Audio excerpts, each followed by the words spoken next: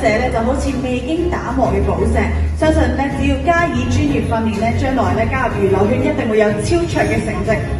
咁以下落嚟最有前途新人獎嘅得主就係 Nisha 馬海喬。